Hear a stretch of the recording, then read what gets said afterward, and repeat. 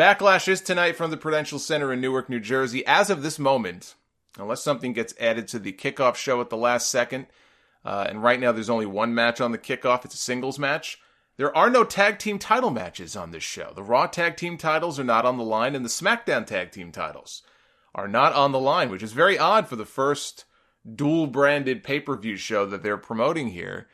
It's even more odd that I'm even calling it the first dual-branded pay-per-view show, seeing as how we're coming off not one, but two dual-branded pay-per-view shows in the same month. But that's how they're promoting this. They want it to feel like a big deal because of it. But how could it feel like a big deal if the last two shows were already dual-branded? That's what's just completely ridiculous to me. So the kickoff match is Bayley one-on-one against Ruby Riott. On TV on Monday, it was Ruby Riott beating Sasha Banks one-on-one, thanks to some help from her fellow Riott Squad members. Bayley sat in the back. She never came out. She never provided any sort of assistance to Sasha. She kind of left her to the wolves. Sasha got eaten up and beaten by Ruby. And I suspect that we will see the same thing here. And I'm going to pick Ruby Riott for the win. We have Jeff Hardy defending his United States Championship against Randy Orton. I see literally zero reason to put the belt back on Orton. I wouldn't have even put it on him in the first place. Jeff Hardy just got drafted over to SmackDown, and so I predict that he will keep the title because there's no reason for him to lose it. So Jeff Hardy to retain. Carmella defends her SmackDown Women's Championship against Charlotte. This is a little bit different because the first time they met, when Carmella won the belt, it was after a beatdown that Charlotte received at the hands of the Iconics. So now it's just going to be one-on-one. There's going to be no place to run, no place to hide for Carmella. I suspect that the Iconics will be involved in some way, probably with a distraction, whether, Charlotte beats him up or whatever happens. I could see some sort of distraction win for Carmella. I definitely don't see a clean win for her here, but I do think she's keeping the title. So my pick is Carmella to retain. Kevin Owens and Sami Zayn take on Braun Strowman and Bobby Lashley. Why is this match even happening? Why is this match even happening? First of all, why is Braun Strowman in a random meaningless tag team match? That's number one. But number two, why is this even happening? Every time we've seen Owens and Zayn in the ring with just Strowman, let alone Strowman and Lashley in the last few weeks, they just get murdered. They just get murdered by Braun Strowman. So either they lose again, and I don't know what the hell purpose that serves, or they win, which does nothing for Strowman, who shouldn't even be in this match in the first place. Owens and Zayn have been getting squashed by Strowman left and right on TV every single week. They lost at WrestleMania. Then they got fired from SmackDown. So they've been on a hell of a run lately, these two. But I'm going to go with Owens and Zayn just because they need the win a hell of a lot more than the other two guys do. And they can do it in a way where they don't beat Strowman. They beat Lashley, who really has been very disappointing so far. And I'm not going to put all the blame on him. I'm putting a lot of the blame on him, but I'm not going to put all the blame on him because look at what they've had this guy doing. But something's off with Lashley. Like, I saw his work as a heel when he was the champion in TNA. I was at some of those tapings they did, at Hammerstein up in the Grand Ballroom. I was right there, front and center, literally in the front row, when Lashley had the TNA title, and he was on this nice roll. He had this some personality that I really hadn't seen in him ever. He was having some pretty good matches and was on a nice little run for himself. And ever since he came back to WWE, it's just like, okay, here's the Bobby Lashley that you remember from WWE 10 years ago. And it's just, there's nothing there. We haven't heard from him. He hasn't done any sort of interview. He hasn't talked about why he's back, what he wants to accomplish, who he wants to go after. He's just this bland babyface who goes out there and just seems very, very unsure of himself. He almost killed Big Cass in the Greatest Royal Rumble, man, dropped him on his head. He's looked a little shaky, like he's looked a little lost in the ring in some of these appearances. And I think Lashley could really be a player. The guy, look at the guy, for God's sakes. You know what I mean? There's still the potential there, I think, for something, whether it's a champion. It doesn't have to be for a championship. It's something with him and Lesnar if Lesnar doesn't leave right away. there's still potential there for Lashley to be a real player on Raw, but so far, he has made no impact whatsoever. Maybe he eats the loss here. It leads to some dissension between him and Strowman, and maybe that's, what kind of leads to a match between Strowman and Lashley. Two big bulls going one-on-one. It's a thought. It's an idea. Or you could just have Strowman kill everybody, which is great for Braun Strowman, not so great for everybody else. But I'm picking Owens and Zayn here for the shock win.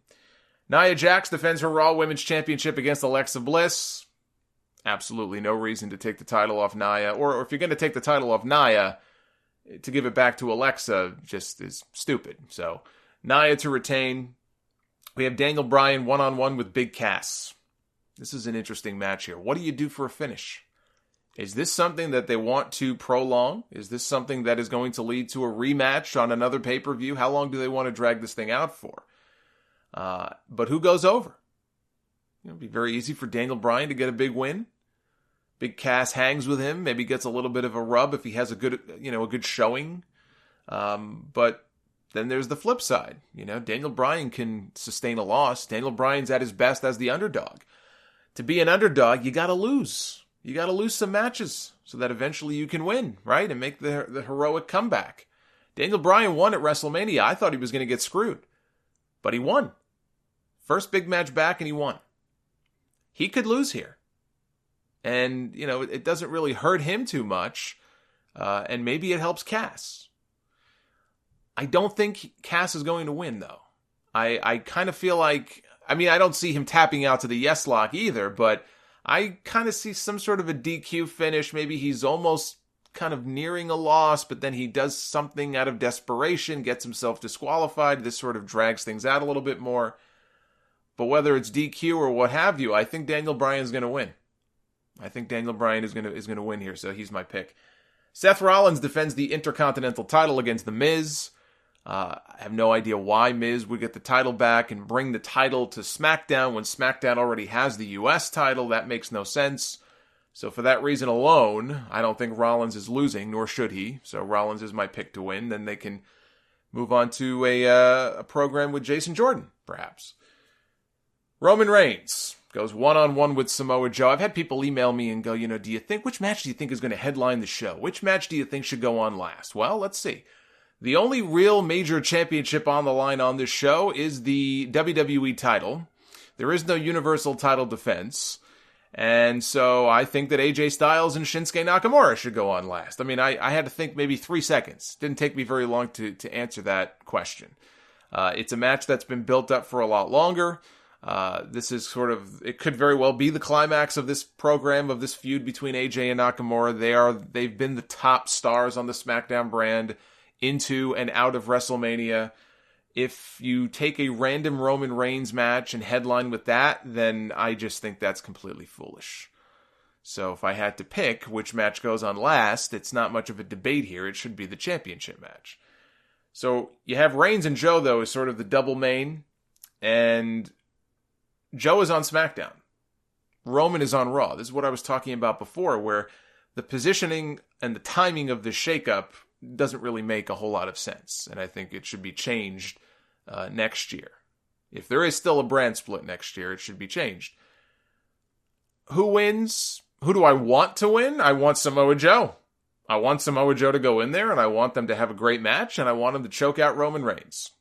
Especially if Joe is being positioned as the number one contender for the WWE title. If he's going to go on to challenge, let's say, AJ Styles, then he needs to win some big matches. And, Roman Reigns, if anything, the storyline is, he's had a bunch of losses recently. He got screwed over in Saudi Arabia. It wouldn't kill the guy if he had a hard-fought competitive match with Samoa Joe and lost. I want him to lose. You know why I want him to lose? Because I want him to go off the deep end. That's what I want to see. I want Roman Reigns to just, at some point, maybe not tonight, but at some point, with all the losing and him getting screwed and him getting booed, he thinks even Vince McMahon is against me, Brock's your boy. At some point, I want Roman to just snap. I want him to lose his shit. And the only way to do that is for him to keep losing. So I want him to lose. What I want and what I think is going to happen, though, are two different things. And I think Roman Reigns is getting the win. I think because he's lost a couple of big matches, they probably look at this and feel he's due for a big win. So I think Roman's winning. I think Roman is winning clean in the middle. And then we have the main event. AJ Styles and Shinsuke Nakamura for the WWE Championship. Nutcracker Nakamura. This is a no disqualification match.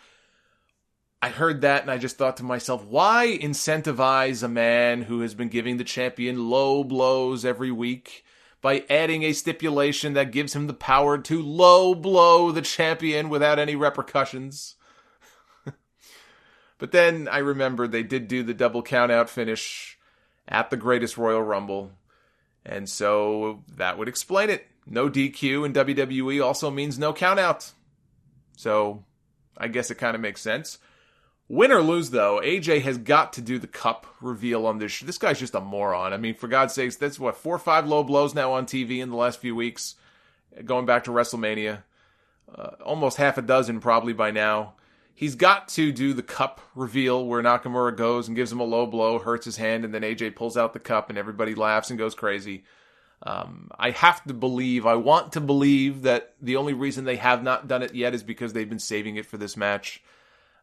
Maybe he'll give Shinsuke a low blow of his own and win with, he'll give him a low blow and then a forearm and pin him or something, He should probably give him about 5 low blows to play catch up here, but this really could go either way. That's part of the reason I also like this match. This is the toughest one to predict. I guess Roman and Joe is kind of tough too, because you just don't know what WWE is thinking. But this is, I think, the toughest match to predict here. If AJ wins, he gets Samoa Joe. Samoa Joe is waiting in the wings. And I'll be honest with you, if it's a choice right now between Nakamura and Joe, as far as being the person to beat AJ Styles, I love heel Nakamura lately. I think he's, been very entertaining, but I'm going with Joe. And for Nakamura, this is it. This is make or break. He either wins the title here or he goes home. And it's back down to the upper mid card with him. This will be his 5th opportunity at the WWE title on pay-per-view in the last 9 months, almost 9 months. If he can't win it here, it's over. Now, originally, I was going with Shinsuke. In fact, shout out to Matt of Wrestle Rumble. You should all check out WrestleRumble.com, by the way. I filled out my ballot with him. Probably about a day and a half ago, I sent that in. And at the time, I picked Shinsuke to win. Shinsuke was my pick. I was all ready to come on here and make my prediction that Nakamura was going to walk away with the WWE Championship.